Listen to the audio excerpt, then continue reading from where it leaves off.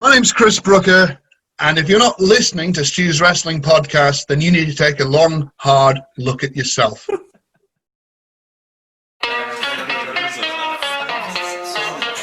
You're listening to Stu's Wrestling Podcast. It's time for British Wrestling's sharpshooter, your host, Stu Palmer. My guest today is none other than former TNA Impact lead play-by-play commentator, Mr. Todd Keneley. You can hear Todd announcing on Primetime Live every week on Fite TV, so we get to hear about what's going on currently there, restrictions for TV due to COVID and how they've got around it, and it is absolute top class, the production values, which you'll get to see. So yeah, check it out on Fite. We also talk about his time in Australia for Hulk Hogan's tour in 2009, where he was asked specifically to come over and commentate the events. You get to see the differences between commentating for wrestling and commentating MMA. Todd has covered MMA events for a long time, so we get to see how it changes, how he adapts, stuff that he takes from his wrestling commentary into MMA commentary and vice versa. Without further ado, it's episode 57 with Primetime Live and Championship Wrestling from Hollywood's Todd Keneley. Enjoy. It is my esteemed honour and privilege to have all the way from California today lead play-by-play commentator for UWN's Primetime Live. It's Mr. Todd Keneley. How's it going, Todd? It's going, Stewie. How are you, man? All good, man. All good. Before I get into when you started watching wrestling, I'm going to do it opposite way around. I'm going to be talking about your career.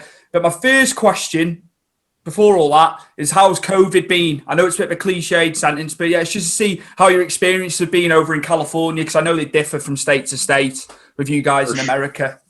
For sure. It's been tough here in California. California's governor is very strict, not taking any chances. And so right around March 14th, everything just kind of shut down. And it was tough to deal with because, on top of calling wrestling, pro wrestling, I also call MMA. And it was, we had a Lights Out Extreme Fighting MMA event that airs out here on Fox Sports affiliate, but it was the day of the weigh-in, so the day before the event, that we found out that it was canceled, and it was crazy. And when this all started, at first we heard maybe 2 weeks to a month, and here we are 6 months later. So it was pretty tough to deal with, but I'm so happy that now I'm kind of back on track and back active and calling weekly with Primetime Live. So if I look a little rough today, it's because it's been a crazy few days. So over the weekend, we shot 6 episodes of Championship Wrestling from Hollywood. So we filmed on Saturday and Sunday. And so fans out there, in the UK, you can catch that on Fite TV. If you guys do, you get Fite, yeah? Fite, you can get everything. It's just, I think anywhere in the world now, if you go onto Fite, it's just universal, isn't it? It's brilliant, all the stuff you can get. But yeah, we can definitely get it here. And I know, worldwide as well too, Todd, it's widely available. Yeah, so shot 6 episodes, and all the Championship Wrestling from Hollywood stuff's archived on there if fans maybe aren't familiar with it. And you'll get a closer look at a wrestling network talent that maybe you'll see pop up on Primetime Live. So that was the weekend. And then last night, of course, we were live for, an hour and a half live on pay-per-view, our 4th episode of Primetime Live. So it just seems crazy. I mean, a month just went by like that. And it's been a fun ride. Is there any fans in attendance at all? Not yet. Not at all. Right, okay. Yeah, I just wanted to chat with that one just to see. Yeah, not yet. Not in California. I know there's certain places in the U.S., or especially if it's like an outdoor venue. I mean, we see what AEW's doing with socially distancing their fans and having them kind of up higher in the venue. And maybe we'll get there hopefully soon. But so far, I think for anyone who's watched Primetime Live, like Thunder Studios is a really cool venue. It's just an old school vibe, kind of studio wrestling, but it looks great. I mean, they've got all kinds of intelligent lights going around on the stage. And at first, I really thought that it was going to be glaringly obvious that there weren't fans. And I thought as a broadcaster, it was going to be a real challenge because when you're calling a match, you can kind of feed on that energy of the crowd. And if the crowd's, chanting or something, as a commentator, it allows you to lay out for a minute and let the moment breathe. But now with no fans, we're kind of wall to wall and have to fill the dead air and really be the storytellers and kind of be the fans in attendance, if you will, and bring the energy when there's a big move or big action. But watching it back, I don't think it, obviously we want the fans there and we want the energy, but I don't think it's a deal breaker. And it allows the in-ring talent to be more vocal, right? And it allows the in-ring talent to be more focused. Whereas before, you might see a big move and they'll go to the crowd. But now it just feels more like a fight, just a traditional fight. It's one-on-one. The strikes really resonate because you really hear those chops just echo off the walls. And it's going to be a snapshot in time. We obviously don't want it to be like this forever or for very much longer, but I think it's made in-ring talent work harder. It's made people like me at the commentary booth work harder, and it's making us better. And at least we're still delivering to the fans watching at home. It's good. It's nice to hear that you can do your bread and butter again, at the end of the day. So that's good. I want to scoot back. I became aware of you many years ago, and it was through watching TNA. So how was your time in TNA? That's what I wanted to ask you. Yeah, I loved my time at TNA. The way I got there was kind of crazy. So I had done a couple of projects with Hulk Hogan and Eric Bischoff, and I grew up, I was, huge Hulkamaniac. I grew up in the 80s and, just grew up through that whole era, which I just think was, kind of the golden era, a magical time in the wrestling business, just larger than life characters. So then fast forward, and I worked on Hulk Hogan's Celebrity Championship Wrestling, which, was a blast to work on, and then got to go to Australia for Hulk's Australian tour in 2009, where, Hulk Hogan and Ric Flair was the main event in all the towns. The opportunity I never thought I would get, because Flair had already had his match with Shawn Michaels at WrestleMania 24. So no one thought Flair was going to get back in the ring, but he got in there to mix it up with the Hulkster, and I got to call it, and Eric Bischoff was on color. And I think that throughout that tour, I wore a lot of hats. I did a lot of production stuff. I worked on, scripting the formats of the events and lighting cues. Everything, you name it.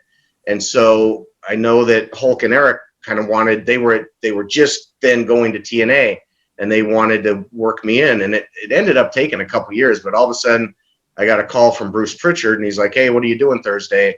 Can you fly out and we'll kind of try you out?" So I'm thinking I'm going in for an audition. And when I got there, they had me go to like the final kind of creative meeting. And Eric's like, "Hey, everybody, this is Todd Keneley. He's calling the first hour live with JB, with Jeremy Borash." Like, this is news to me. So, man, talk about a baptism by fire. But JB was great. I remember first match I called was Zema Ion and Rob Van Dam for the X Division title. This was just coming out of that year's Bound for Glory. So it was a good time to kind of jump in when it was, things were still hot from Bound for Glory, and kind of a reset button for the next year. And that's what started it. But if you would have told me as a kid that I would work with Hulk Hogan, that I would call Sting matches, that I would call matches with AJ Styles and Kurt Angle and, Jeff Hardy and all these guys, and people that I came up in the business with, like Samoa Joe and Kazarian and Daniels, because we all started at UPW together back in the late 90s, early 2000s. It was just a great ride, man. It ended too soon, sadly, but I sure loved it when I was there. No one can take it away from you. Do you know what I mean? It's on your resume, and you got there, man. It was incredible. Which matches stick out for you during your time commentating there? Not to say you're going to play favourites, but some matches maybe for the listeners and viewers to digest from your side, which you enjoyed calling, should I say? Yeah, for sure that, just because it was such a crazy way it all came together, just that Rob Van Dam Zema match definitely stands out, because we had an on camera. I didn't tell anybody, no friends, no family. I just went there because I didn't even know I was going to be on television, So then it's just like, I've got everybody hitting me up like, "Dude, what is this?" And it was such a weight off the back, because the call went well, the match went well. Other than that, AJ Styles and Kurt Angle at Slammiversary 2013, where AJ was kind of doing the lone wolf gimmick, so he was a little bit more measured and methodical in the ring. But I mean, then it really picked up. So getting to call a Kurt Angle AJ match was great. Lockdown, Jeff Hardy and Bully Ray, where Bully Ray was exposed as leader of the Aces and Eights, and everybody threw trash over the cage like it was, when Hogan joined the NWO. I mean, that was a cool moment.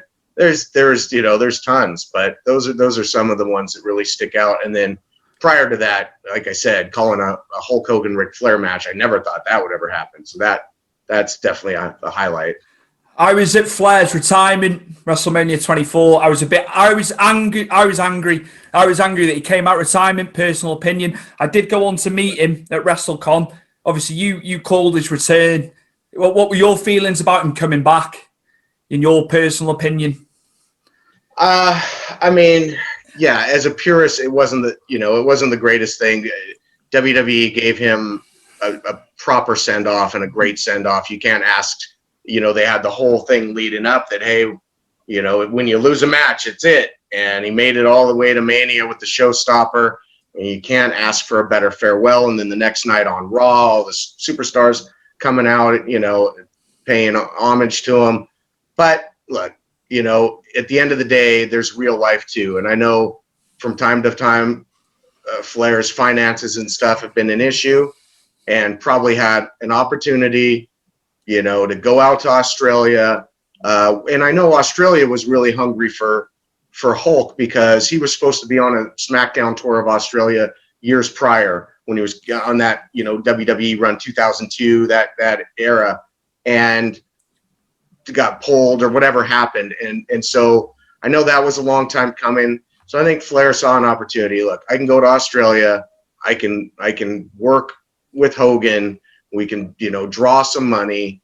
And I mean, I can't fault him for that. Was it ideal? Was it the right thing to do? Only he really knows that. But obviously, I'm sure it weighed heavy on his mind, but he decided it was the right move at the time for him, probably personally more than professionally. But it was great fun. I mean, in Melbourne, Australia, there was probably 10,000, 11,000 fans there. People, decked in the red and yellow, and I'm sitting there calling it, and it was like surreal. It was like being in a dream, How was it sampling the Australian culture while you were there? Yeah, it was great. We got a little bit of downtime, so got to kind of see the sights a little bit. We went to, like Bondi Beach, me and some of the friends and the crew that were on there. We went to like a wildlife preserve and held a koala, we saw the Sydney Opera House.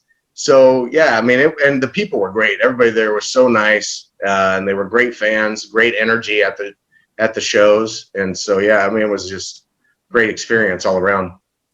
You've been with Championship Wrestling from Hollywood and Arizona. You've been doing that a long, long time. What are some of your favorite times working for David Marquez and the team? Because I know you've been there for a long, long time. Yeah, I've been there. The only times I left were when my TNA run, but even then, during that time, they had their first Red Carpet Rumble, which is basically our version of the Royal Rumble. And I just took a chance and was like, well, I'm not going to miss this. And even while I was at TNA, I went and called that, made a little guest appearance. But yeah, I started the Championship Wrestling from Hollywood's been on this is our 10th year, so full decade. Some of the memories, the early tapings, when we first started, we were right on Hollywood Boulevard there at Columbia Square Studios. And looking back, I mean, those tapings were jam-packed with talent.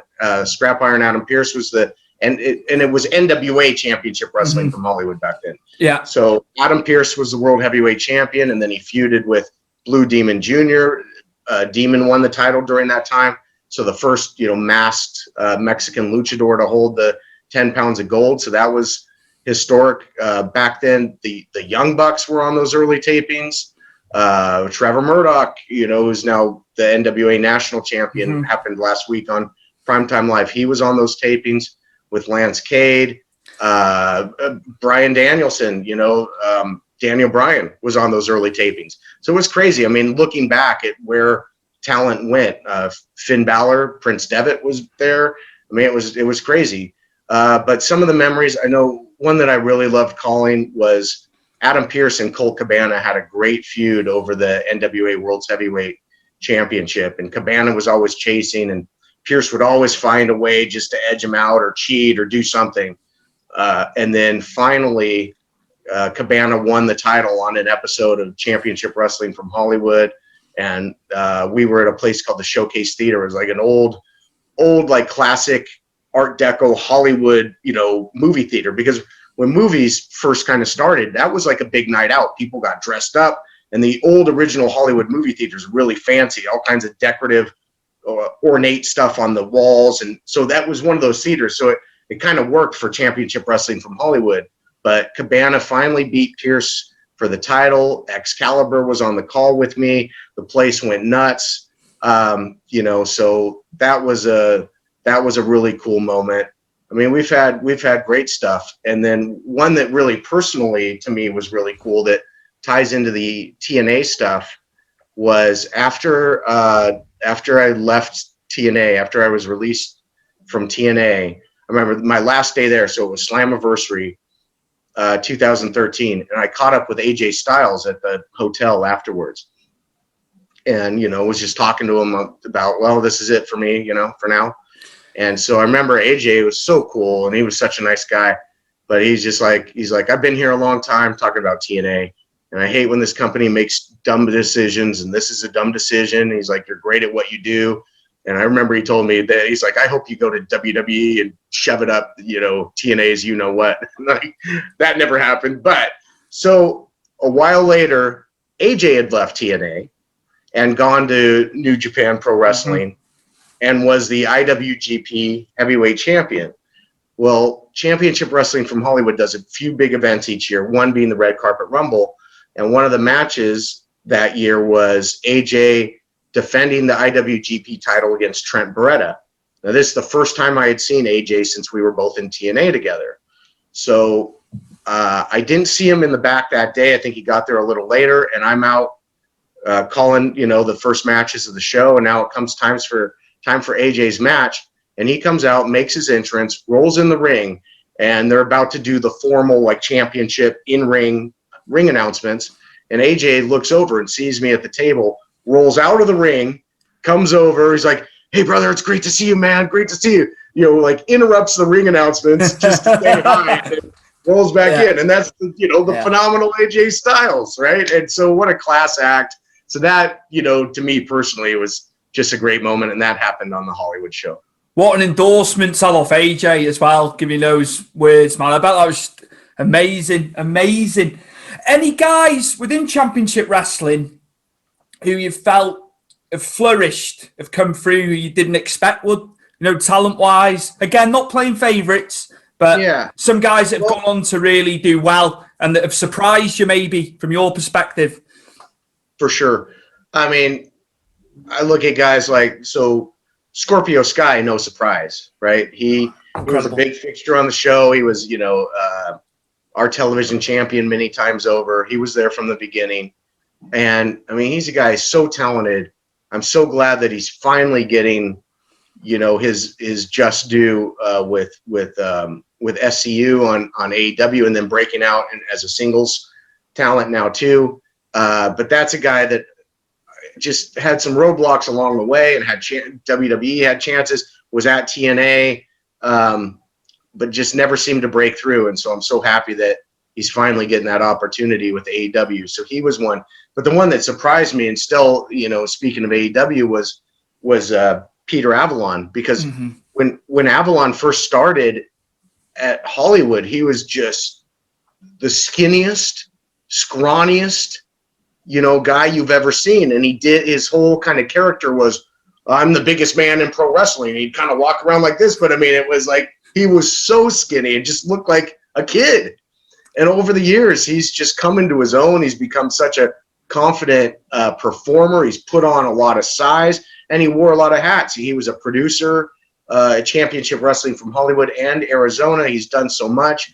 And so he would have been the one, looking at him 10 years ago, I would not have bet on Avalon, but now he proved me wrong because he's just come so far and now is part of AEW and doing well and traveling out every week. And, nothing against Avalon back then. I just, it's just a testament to how hard he worked. Absolutely. I want to segue into you calling MMA and how it differs, commentating from wrestling to MMA. Just the difference, just the differences for you and how you have to change it up. Obviously covering the sport of MMA, and I know you've worked for a lot of promotions. So your experience with that and calling the MMA, if you will. Sure. I mean, there was a learning curve for me at first. I really had to learn the sport. I got on the mat and did, rolled around a little bit, did some jujitsu just to kind of get a feel for some of the grappling, and to know kind of how to call it and to try and see stuff before it would happen. But, it took a little while, but early on, I mean, at first UPW branched off and made a company called Valor Fighting. And I was the UPW commentator. So they're just like, well, you're going to call this. I'm like, well, I don't know how to call MMA, but okay. I'd watched plenty of it, So I started learning. And then next thing you know, Elite XC, Pro Elite, which was on CBS out here and Showtime, and was like kind of trying to be the number 2 behind UFC, or try and be the number 1, but that's not going to happen. Needed somebody to call their undercard fights, so I submitted what little tape I had from Valor, and lo and behold, I get the call. So then they put me on. And I had, they'd always put me with a fighter or somebody that would really know the ins and outs of strategy and technique, and it worked. So it was kind of funny, wrestling related. I would go on and call the undercard fights, and then we would tag out. And the main broadcast team at the time was Mauro Ranallo and Goldberg. So it's like it always comes back to wrestling. Somehow. But yeah, in terms of calling MMA, like I just think it's just more prep in terms of wrestling. Like once I know a talent in wrestling, I don't really have to take a bunch more notes. I follow what they're doing. I know their moveset. I know their character. I know what makes them tick, and I can just go call a match. Whereas MMA, you really have to educate yourself in terms of their record, what gym they train out of, what style that they have, how their wins come. Do they knock people out? Do they submit people? And how they lose? Are they susceptible on the ground? Do they get knocked out when they're standing? And just all those little intricacies, and which is kind of funny because sometimes you'll prep a ton for a fight and a guy will get knocked out in 30 seconds or tapped in 30 seconds. It's like, well, that was a lot of work, for nothing. But I mean, think about those guys. They put in a full training camp to have a fight end in 30 seconds. So it's more unpredictable. Wrestling, you get a sense of the pacing and you kind of know how to call it. But MMA, you might be in the middle about talking about somebody's background, and then there's a head kick and the fight's over, and you just have to be able to transition. You just kind of always have to be on your toes. But I think both, for me, have helped one another because, like for my MMA commentary, I brought a little bit of the wrestling storytelling and just kind of quips and entertaining calls and references. And then when I call wrestling, I bring a lot more of my MMA kind of like breaking down the action and strategy and call it as a true sport. So I think doing both has helped me at both over the years. Who are some of Todd Keneley's favorite fighters in terms of MMA? Past, present, future. Which guys do you enjoy watching? Which guys have you enjoyed calling fights of as well? Yeah, well, like I had a chance through Elite XC to call like Shayna Baszler early on when she was still in the cage, and I mean she was just putting people away with arm bars left and right.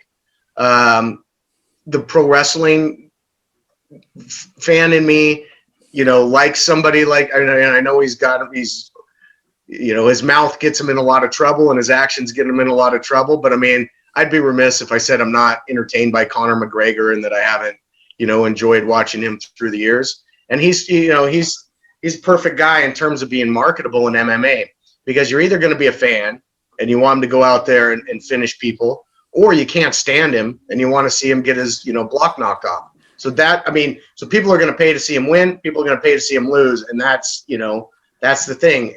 That's the thing with MMA too. It's hard to be on top for a long time, because you can get finished in it. Career can be short-lived. You can only take so many knockouts. So the other guys that I really respect, I think somebody like an Anderson Silva that held that middleweight title for so long and so many successive title defensives. He was a guy that until there were some chinks in his armor, he got a little older. He was a guy that just looked unstoppable for a long time. The Stephan Bonner, Forrest Griffin brawl on The Ultimate Fighter that looked like something out of a Rocky movie that really helped turn a lot of people onto the sport. That was one of the most important fights in history. I mean, that was just a slugfest. So that, liked both of those guys. Looking back, the feud with like Tito Ortiz and Chuck Liddell was great. There's been a lot. Just I tend to kind of maybe side with the because now it's become so saturated. It seems like every time you turn around, there's a UFC on ESPN or ESPN Plus or this or that. But back in the day, they were more few and far between. So it just seems like the fights mattered a little more. I was going to ask you, what about actually, I know I'm going to ask you about thoughts on Colby Covington. I know he splits opinion. What are Todd Keneley's thoughts on him? Yeah, he's another guy that just, hey, he talks a big game. He's controversial, but I don't think it's fabricated. Like, I think those are his true political beliefs. I mean, I think that's his conviction, but he rubs a lot of people the wrong way, but then he goes in the cage and backs it up. He's another guy that, that fan base, or that like the pro-Trump fan base is going to be, this is our guy. And, so it almost becomes political, because then the other side is like, oh, I hope this guy goes out there and just gets knocked cold. So, fans are invested in him either way. And that's really the key. That's really the key to success. So, I mean, and as a fighter, I mean, he's coming off of a, impressive win. And so, I mean, you can't knock him, Woodley is aging though. I've got to be honest. And I think if he fights Usman again, I see the same outcome. I'm not mega. I'm more pro wrestling, but obviously I take a liking to the MMA. So I don't know. I don't know the most. I don't claim to be the most well versed in MMA, Todd. But from what I can see, I just also he's got to get in there with Jorge. But obviously they'll want to have fans there, don't they, for that fight? You can understand that. You can understand that one being delayed. As with the boxing with Fury and Anthony Joshua, they're not putting the big fights on until they know they can get the fans in. So, and I could see that. And again, when this all started, nobody thought it was going to go on this long. No. So now adjustments are being made, but yeah, there's certain fights in all the combat sports, whether it be boxing or MMA, that would be, you just need that grand stage spectacle. And I think it would be doing the fighters and the fans really a disservice to not, because like, for instance, someone like a Tyson Fury, you need to see in that big setting with a big crowd. I mean, he's such a larger than life guy.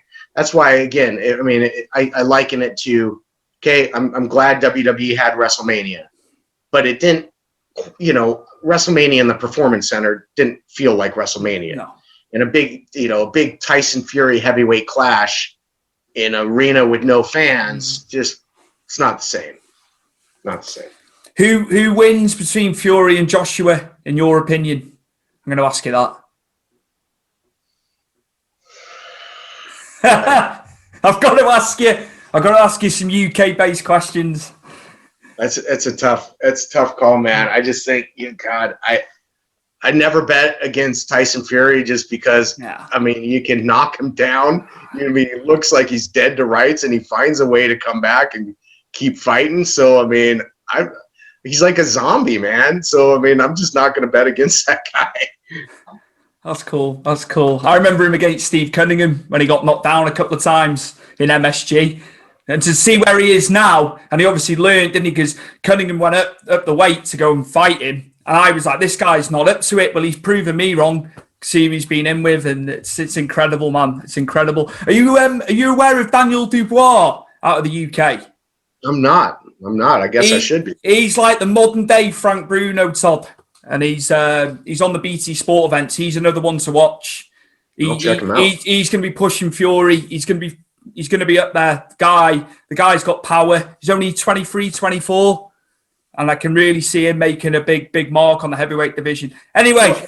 I'm just happy. You know, because look, when growing up, you know, I was there. I grew up in the Mike Tyson, the Evander Holyfield, the Lennox Lewis, the Riddick Bowe, where the heavyweight division was just stacked. And there was these huge heavyweight prize fights. So I'm just so happy that there's, you know, talented and colorful and marketable heavyweights again, because to me, that's just, I mean, yes, it's a sweet science. The lower weight classes, you know, you'll see some incredible fights, some great sprints, but I want to see heavyweights throwing bombs, you know? It's nice. It's nice having all these guys at the top end as well. There's so many fight opportunities now, which we haven't had for years, because the Klitschko's just ruled the roost, didn't they, for so long? It was boring. It was boring, wasn't it? No one came through. So it's nice. It's nice. So I'm going to get back to you now, and I'm going to go right back. When did you begin watching pro wrestling? As early as I remember. The first like kind of vivid memory I have of it, I mean, I probably would have been, I want to say maybe 6 or 7 years old, and we were over at my, you know, grandmother's house, and my brother's like flipping through the channels, and it was, you know, it was Saturday morning, you know, wrestling was on, and it was Andre the Giant was in a handicap match against like 3, you know, jobbers, 3 enhancement talents, and just got them all 3 in the corner and doing the shoulder blocks and stacked them up and sat on them in the middle of the ring and just like waved. And I'm like, you know, I'm like, what is this? You know? And then I remember seeing the commercials for the old LJN WWF wrestling superstars figures, the rubber ones that you know, like Jesse Ventura was like this. I'm like, well, how do you wrestle that? You know, you punch.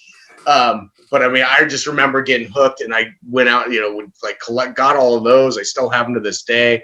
And then I just would watch it, you know, religiously, and just fell in love with it, you know? And so that would have been, you know, like 84, 85. So again, right at the kind of the dawning of the Hulkamania era.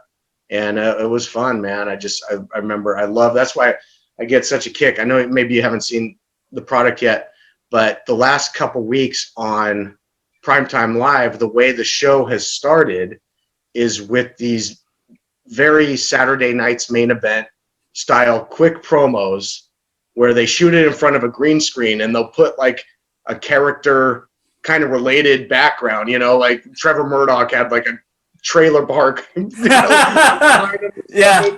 I need to like check out.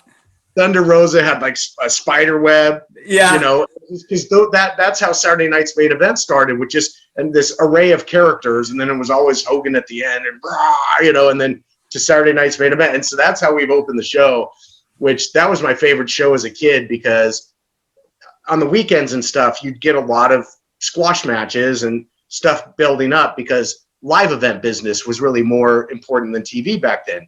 So they would build guys, and then on the live event loop, well, now you can see champion Hulk Hogan defending against Kamala at the LA Sports Arena, whatever. But Saturday Night's Main Event gave you those big pay-per-view style matches, and it was on NBC, and it was on at like 11:30 at night. I just remember being a kid and staying up late to watch it and being so excited. So when we adapted that kind of throwback promo style to start Primetime Live, I loved it, you know. What's old is new again. Yes. That gets bandied around a lot, but it works like as with NWA with Power.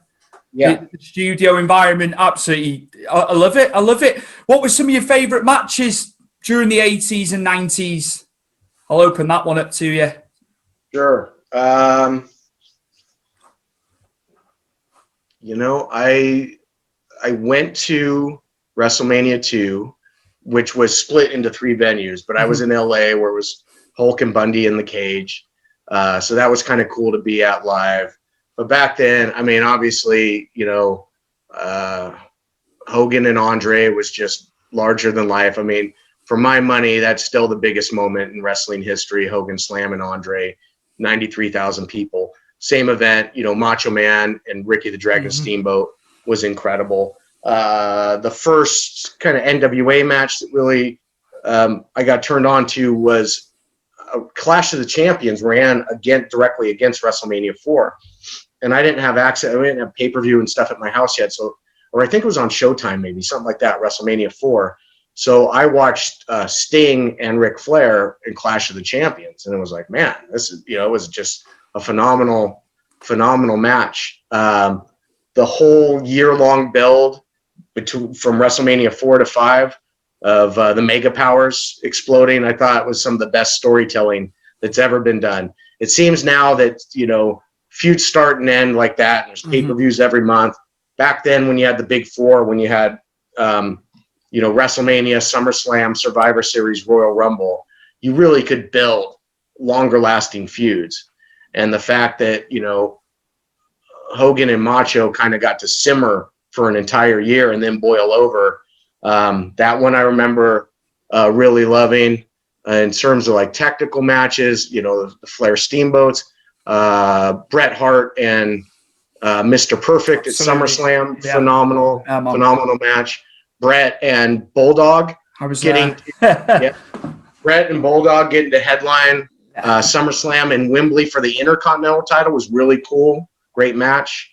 You know, I mean, there's so many. You know, there's so many, but I loved that.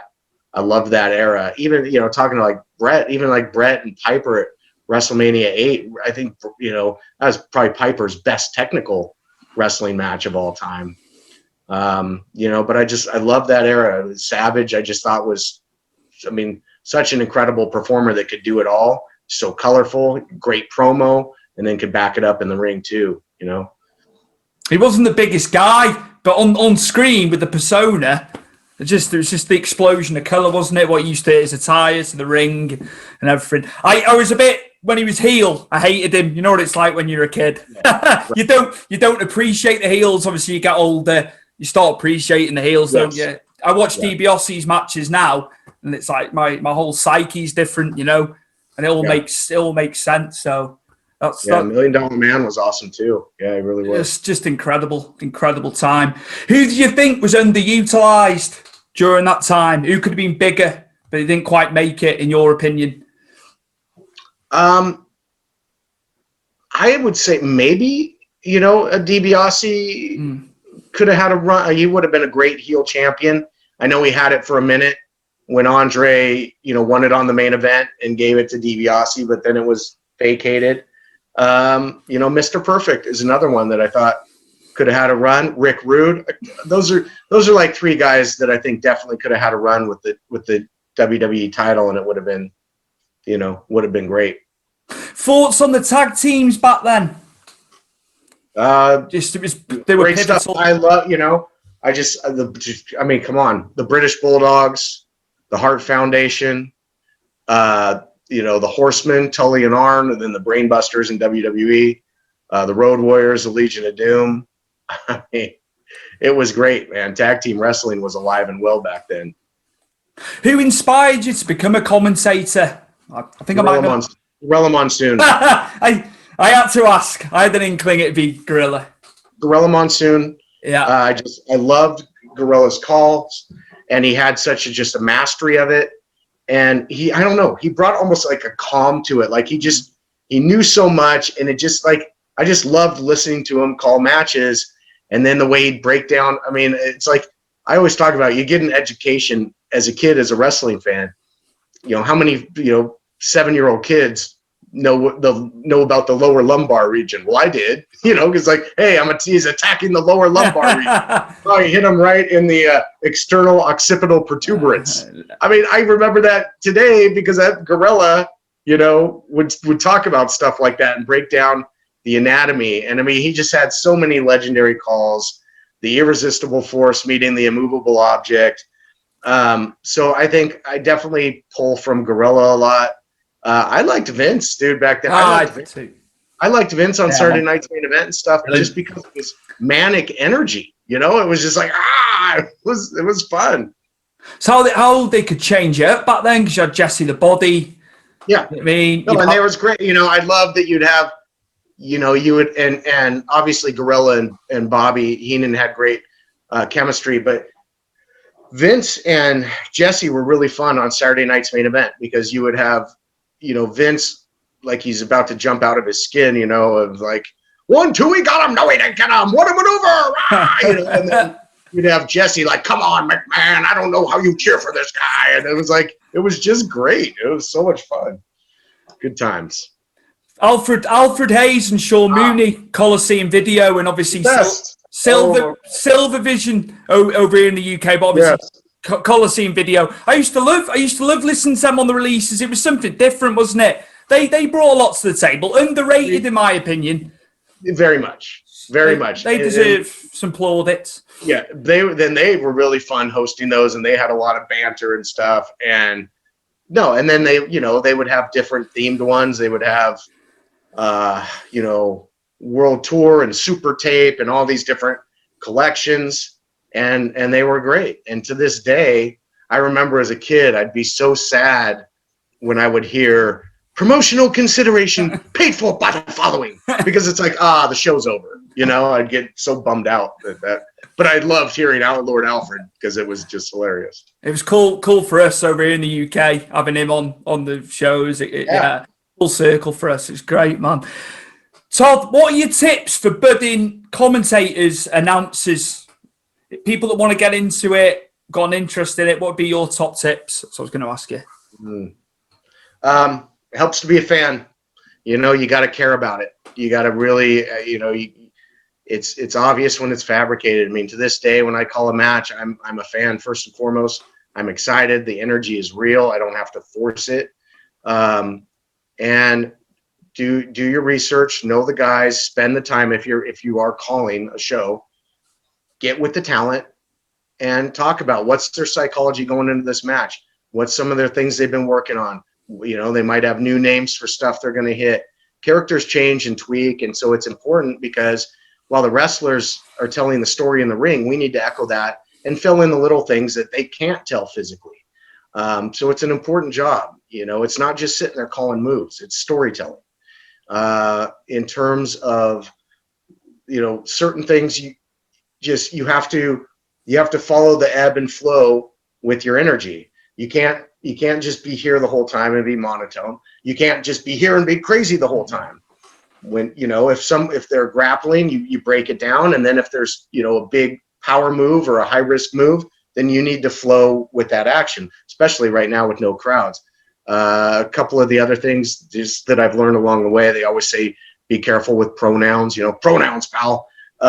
So the he's, she's, they, refer to the talent by name every time as much as possible. The other thing that was always ingrained in me is don't ever gloss over a pin.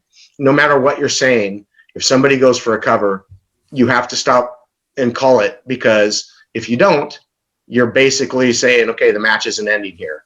Anytime somebody goes for a pin, the match could end, and you have to treat it with that seriousness, and you have to call it. So, there's that. Sometimes just letting it breathe. Like if there's a big moment, when there is a crowd and the crowd's chanting or something, your reaction, if somebody goes through a table or something, your reaction is just yell and scream and go crazy. Hit it, call the move, and then lay out, because let the atmosphere speak for itself. Let's hear those crowds chanting. Let's hear that pop from the crowd. It doesn't need to be wall to wall talking all the time from the commentary team. So, I mean, those are just some of the basics. Todd Keneley's tips. Thank you for sharing them. I appreciate that. Yeah. Right, Todd, where can we find you in terms of social media? And if you can plug Prime Time as well for the viewers and the listeners. Yeah, of course. You can find me on Twitter at Todd Keneley. It's right there under me. Instagram at T Keneley. And I'm on Facebook as well. And I try to be pretty responsive. If you hit me up, I'll try and get back to you. Primetime Live every Tuesday on Fite TV. It's available. That's the way it's on traditional pay-per-view as well, but I mean, Fite's really the way to do it because each episode's, $7.99, or if you get the 4-episode bundle, it's $23.99. And I think you're definitely getting your money's worth there. Over the 4 weeks, Aldis defended the world title against Mike Bennett. Thunder Rosa defended the NWA World's Women's title against Priscilla Kelly. That was an incredible match. It's a classic. We've had a great variety, some great women's matches, some great tag team matches, hard-hitting stuff, championships from different promotions being defended. Guys like Hammerstone, who's the national openweight champion in MLW, but defended the West Coast Pro title on our first episode. So it's one of those things. Next week, Fred Rosser, who's Darren Young, who is now in wrestling for New Japan, is going to wrestle Chris Masters. So that should be, an interesting power match. It's one of those things, like you don't know who's going to come through the door. We had Trevor Murdoch making history, finally getting his hands on the NWA National Championship after, kind of chasing Aaron Stevens. And that was cool too, because that was a feud that had built for a long time in Power, and then everything shut down. And I'm just glad we got to pay it off for the fans and give them that match on primetime. So check us out. And also, again, do a deep dive, watch some championship wrestling from Hollywood on Fite. I think you'll like what you see. It's a traditional, everybody loved Power when it debuted to a lot of fanfare, and rightfully so. But David Marquez, who's on Power, he's been doing studio wrestling for 10 years. And that's what championship wrestling from Hollywood really is. So if you like Power, you'll like the Hollywood show, and check it out. Plenty of content for that as well. Yeah, absolutely. My guest today for Stu's Wrestling Podcast, play-by-play commentator, Mr. Todd Keneley. Thank you ever so much for sparing the time, man. Pleasure having you on. Big fan. Of course. Yeah, you got it. Fight on, everybody. This episode is brought to you in association with Powered 4 TV, so go and check them out for anything wrestling related, old events, new events when we come out of COVID, podcasts, you name it, it's all there at Powered 4 TV, so find them across social media.